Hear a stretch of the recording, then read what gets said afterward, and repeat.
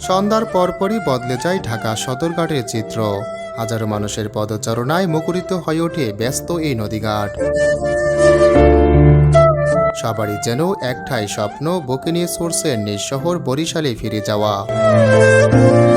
ঈদের আনন্দের মতোই লঞ্চে চড়া বাড়ি ফেরাটা হয়ে ওঠে বিশেষ অভিজ্ঞতা। কারো মুখে উচ্ছ্বাস, কারো চোখে অপেক্ষার দীর্ঘ প্রতীক্ষা। সব মিলিয়ে সদরঘাট তখন উৎসবের শহর। ঘড়ির কাঁটায় রাত ৯টায় বাজলে শুরু হয় লঞ্চ ছাড়ার কর্মযজ্ঞ। তখন একসঙ্গে কয়েকটি বিলাসবহুল লঞ্চ যাত্রা শুরু করে বরিশালের উদ্দেশ্যে। কর্তৃপক্ষের হাক ডাক ২০০ টাকা, ৩০০ টাকা কিংবা ৪০০ টাকা। ভাড়া ডাক শুনে যাত্রীরা নিজেদের সামর্থ্য আর পছন্দের অনুযায়ী বেছে নেন জায়গা। লঞ্চের ভিতরে ঢুকলেই বোঝা যায় এটি কোনো ভাসমান রাজপ্রাসাদ, শীততাপ নিয়ন্ত্রণ কেবিন, সাজানো গোছানো খাবারের দোকান, রঙিন আলোর জলকানি।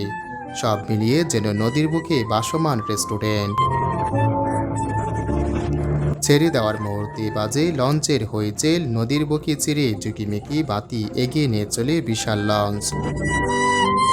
ঢেকে দাঁড়ালে বোঝা যায় কেউ বা গল্প, কেউ বা জালমুড়ি বা চানাচুর হাতে রাত উপভোগ করছে, আবার কেউ পরিবারের সঙ্গে বসে কাটাচ্ছে আনন্দঘন সময়।